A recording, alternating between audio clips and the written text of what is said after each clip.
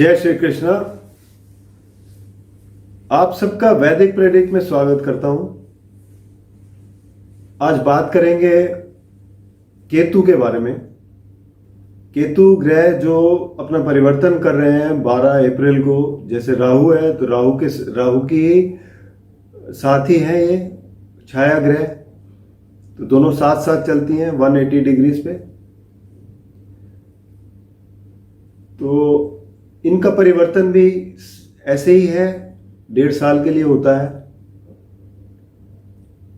अब इनका परिवर्तन जिस राशि में हो रहा है वहां से देखेंगे, लेकिन इससे पहले मैं चाहता हूं कि केतु ग्रह के बारे में कुछ जान लिया जाए। आप सब थोड़ा जान लेंगे तो अच्छा रहेगा। केतु ग्रह जो है वो सबसे पुराने ग्रह हैं और यही बिगिनिंग है और यही अंत है। शुरुआत भी यही करवाते हैं और मोक्ष भी यही दिलवाते हैं, क्योंकि इनके जो स्वामी हैं वो हैं गणेश जी। और केतु जैसे राहु जैसे सर्प का हेड है, वैसे ही ये केतु जो है वो शरीर है। राहु उत्तरी नोड है तो ये दक्षिणी नोड है। इनका जो तत्व है वो अग्नि है और जो इलेक्ट्रोमैग्नेटिक वेव्स या कलर जो ये छोड़ते हैं वो है अल्ट्रा रेड वेव्स। इनको इंसान अपनी आंखों से नहीं देख सकता, लेकिन डॉग्स कुत्ते जो हैं वो देख लेते हैं अल्ट्रा रेड रेज को। और दूसरा जो कलर है इनका मटियाला सा कलर है। क्वालिटीज में वैसे भी ये जैसे राहु की तरह तामसिक हैं और इररेशनल है, लिमिटलेस है, रिवेंजफुल है। तो ये सब क्वालिटीज हैं। अब ये फिर वही डिपेंड करता है कि आपकी कुंडली में केतु कैसे बैठे हैं। अगर केतु अच्छे बैठे हैं, उपाच्य घरों में हैं, तो ये अच्छे रिजल्ट देते हैं।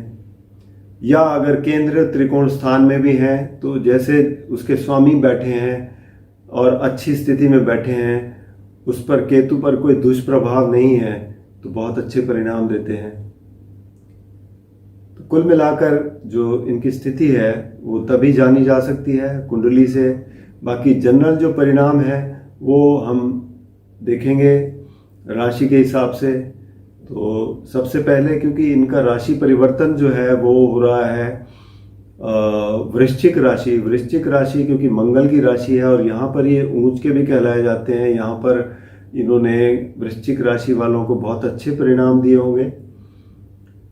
लेकिन अब ये 12 अप्रैल को तुला राशि में आ रहे हैं। अब देखिए, तुला राशि के स्वामी हैं शुक्र और इनका तुला राशि का निशान है तराजू। कहने का मतलब ये है कि शुक्र तो इस राशि में अपने आप को बैलेंस कर रहे हैं, अपने रिश्तों को, अपने सोशल सर्कल को और बाकी भी जिंदगी में जो भी चीजें हैं उसको बैलेंस करने की कोशिश कर रहे हैं। लेकिन केतु एक ऐसे ग्रह हैं जो लिमिट कोई नहीं जानते। शुक्र के साथ उनकी मित्रता नहीं है, इसलिए यहां पर थोड़ी सी दुविधा है। तो इसके परिणाम उसी हिसाब से आएंगे। तो अब देखते हैं, चलिए तुला राशि से ही शुरू करते हैं। अब तुला राशि में अगर केतु आएंगे तो केतु एक तो क्या होता है, इनकी सबसे बड़ी क्वालिटी ये है कि ये जिस भी घर में होते हैं उस घर के जो भी लक्षण हैं वो उससे डिटैच करने की कोशिश करते हैं, अलगाव करने की कोशिश करते हैं। जैसे अगर आपकी राशि पर है तो ये क्या होगा कि आपके अंदर जो प्रवृत्ति ऐसी रहेगी कि आप अकेले रहना पसंद करेंगे, आप सोशली एक्टिव नहीं होंगे। जबकि तुला राशि में शुक्र जो है उनकी स्थिति ऐसी है कि वो सोशली एक्टिव होते हैं और बहुत लोगों से मिलने जुलने के लिए काफ़ी माने जाते हैं। लेकिन केतु जो है यहाँ पर आकर आपको उल्टे रिजल्ट देते हैं, वो अलगाव की तरफ जाते हैं, अकेलापन पसंद करते हैं। तो इस तरीके के ये परिणाम हैं। तो इन परिणामों को देखते हुए ही आपको चलना पड़ेगा। तो अब आगे अगली बात करें तो वृश्चिक राशि देखें। वृश्चिक राशि के लिए केतु जो है द्वादश भाव में आ रहे हैं। अब द्वादश भाव में इनके परिणाम कुछ ऐसे होते हैं कि आपको स्पिरिचुअलिज्म की तरफ ले जाते हैं, यानी कि अध्यात्म की तरफ ले जाते हैं, और आपको जीवन के बारे में नए नए एक्सपीरियंस दिलवाते हैं। और केतु 12वें घर में क्योंकि मोक्ष के कारण है, तो इसलिए आपको काफ़ी अच्छी चीज़ें ज्ञात कराते हैं जो आपको लाभदायक मिलते हैं। तो यहाँ परिणाम भी बहुत अच्छे ही रहते हैं केतु के। तो वृश्चिक राशि वालों के लिए तो ये द्वादश भाव में अच्छे परिणाम हैं। अब बात करेंगे आपके धनु राशि के लिए। तो धनु राशि के लिए इनका गोचर जो है वो एकादश भाव में हो रहा है। अब एकादश भाव में कोई भी ग्रह हो वो आपको लाभ ही देता है। उपाच्य स्थान है, हाउस ऑफ गेन्स भी कहते हैं इसको। यहाँ पर ये आपको फायदा ही देंगे, और आपको चाहे वो धन का हो, चाहे वो पढ़ाई का हो, रिश्तों का हो, जो भी हो आपको फायदा मिलेगा। ये 1.5 साल अच्छा ही रहेगा आपके लिए, धनु राशि वालों के लिए। अब बात करें मकर राशि की। मकर राशि के लिए केतु का परिवर्तन 10वें घर में है।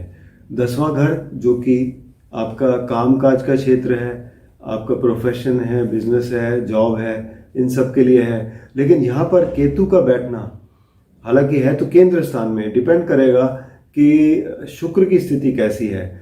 लेकिन साथ ही में केतु कार्य क्षेत्र में खासकर जो इनका नेचर है कि अलगाव करा देना, कि मतलब ये कि आपके लिए ये चेंज करा देंगे कुछ ना कुछ। अगर आप जो जिस लाइन में है वो लाइन चेंज करा देंगे, नौकरी में है तो नौकरी चेंज करा देंगे, बिजनेस है बिजनेस चेंज करा देंगे। तो अलगाव कराना इनका काम है। तो इस तरीके के आपको परिणाम देखने को मिलते हैं। आप कई बार बहुत अच्छा काम कर रहे होते हैं, 10 साल कोई काम किया, अच्छा काम चला, सडनली जैसे पता लगा केतु का पीरियड आ गया और केतु 10वें घर में बैठा है, तो आपके काम में एकदम बंद हो गया। कुछ सडननेस इनके कामों में बहुत होती है। तो इस तरीके के परिणाम मिलते हैं, डिपेंड करता है केतु आपके कुंडली में कैसे बैठे हैं। अब बात करें आपके जो है कुंभ राशि के लिए। तो कुंभ राशि के लिए इनका जो गोचर है वो 9वें भाव में है, भाग्य स्थान में है।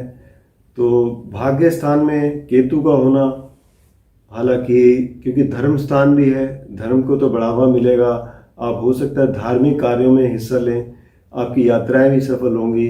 लेकिन यहाँ पर केतु का होना ये होता है कि पिता की सेहत का ज़रूर ध्यान रखें, उसमें आपको कहीं ना कहीं दिक्कत आ सकती है, और नेगेटिविटी यही होती है।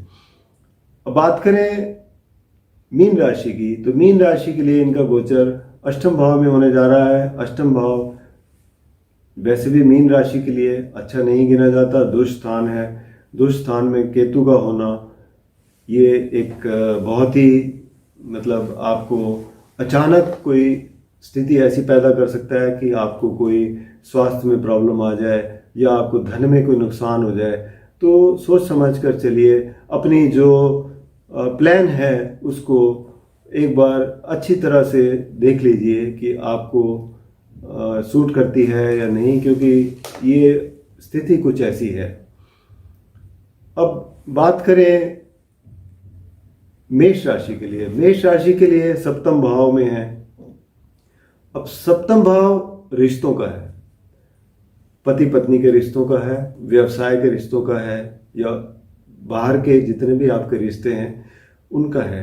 अब यहाँ पर केतु का होना कि इन सब रिश्तों में एक्चुअली क्या है, केतु का पर्पज ही यही है कि आपको पास से जोड़ता है। पिछले जन्मों के जो कर्म थे वो इस बार जो जिस घर में आया है केतु, उससे आप, तो केतु पिछले जन्मों के आपको रिलेट करता है।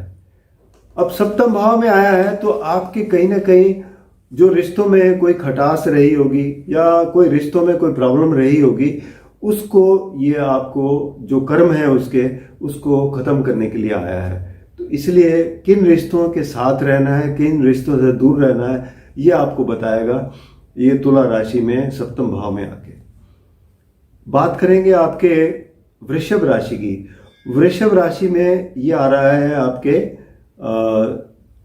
छठे घर में। छठा घर किसका होता है?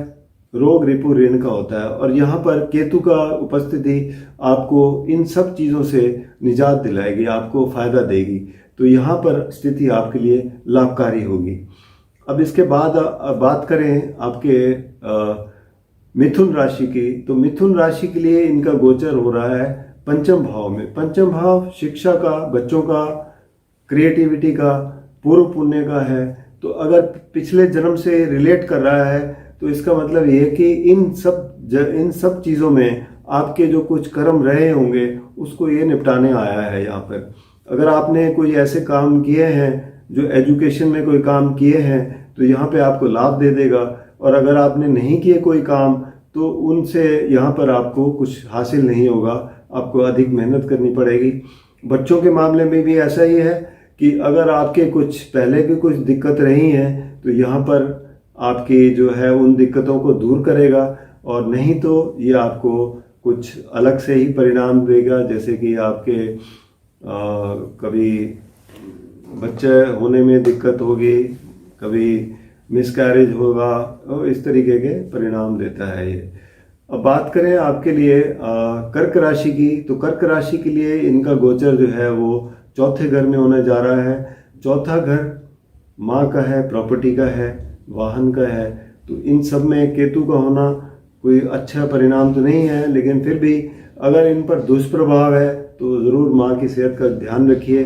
अगर नहीं है तो सामान्य सा परिणाम देगा, लेकिन फिर भी ये आपको हो सकता है घर से दूर ले जाए। इसका ये भी मतलब होता है कि क्योंकि चौथा घर आपका रेजिडेंस भी है और इससे घर से दूर भेज सकता है आपको। बात करें सिंह राशि की। तो सिंह राशि के लिए इनका गोचर तीसरे घर में होने वाला है। तीसरा घर फिर एक उपाच्य स्थान है, छोटे भाई बहनों का है, छोटी यात्राओं का है, आपके नेबर्स का है। यहाँ पर ये आपको लाभ दे सकते हैं। केतु यहाँ पर आपकी हिम्मत काफ़ी बढ़ा सकते हैं, क्योंकि ये करेज का भी घर है और हिम्मत बढ़ जाती है तो आपकी कोई लिमिट नहीं रहती काम करने में और आप काफ़ी आगे बढ़ सकते हैं। आगे बात करें कन्या राशि की। तो कन्या राशि के लिए ये दूसरे घर में है। दूसरा घर आपका वाणी का है, धन का है, परिवार का है। तो यहाँ पर आपको वाणी पर ज़्यादा ध्यान देना है और आप वाद विवाद को बचने की ज़रूरत है, बल्कि उसको अगर आप पॉजिटिव डायरेक्शन में लगाएं, जैसे कि ये वाणी की जगह जैसे है तो आप फॉरेन लैंग्वेजेस अगर सीखना चाहें तो उसमें आपको लाभ दे सकता है। तो इस तरीके के ये परिणाम होते हैं। अगर आप वाद विवाद में फंस जाते हैं तो नुकसान की स्थिति पैदा करता है, धन का नुकसान हो सकता है, रिश्तों का नुकसान हो सकता है। तो कुल मिलाकर ये स्थिति बनती है 12 राशियों के लिए। आपको व्यक्तिगत रूप में अगर कुंडली में ठीक नहीं है केतु और आपको परेशानी आ रही है तो आप अपनी समस्या का समाधान करा सकते हैं नीचे दिए गए नंबर पर संपर्क करके, या वैदिकप्रडिक्ट.com पर लॉगिन कर सकते हैं। उपाय के तौर पर केतु के लिए खासकर आप कौवों को दाना डालें, कुत्तों को खाना खिला सकते हैं, ये काफ़ी लाभकारी सिद्ध होता है। तो और गणेश जी की आराधना करें, सबसे बढ़िया बुधवार और शनिवार को ये आप गणेश जी की आराधना करें तो आपके लिए काफ़ी अच्छा सिद्ध होगा, लेकिन लगातार करनी पड़ेगी। उपाय जितने भी मैं बताता हूँ अगर आप लगातार करते रहते हैं तो उससे फ़ायदा होता है, थोड़े दिन करके उससे लाभ नहीं होता कोई भी। और जिसको तकलीफ़ है उसी को ही करने चाहिए। बाकी जिनको हिंदी नहीं समझ आती उनके लिए मैंने नीचे इंग्लिश में डिस्क्रिप्शन भी दिया हुआ है, उसमें पढ़ सकते हैं, आपको लाभ मिलेगा उससे। और साथ ही में अगर आपने चैनल को सब्सक्राइब नहीं किया तो कृपया सब्सक्राइब करके बेल आइकन ज़रूर दबाएं ताकि आने वाली वीडियो का नोटिफिकेशन आपको मिल जाए। और अगर आपको वीडियो पसंद आए तो अपने मित्रों में, रिश्तेदारों में शेयर भी कर सकते हैं। धन्यवाद।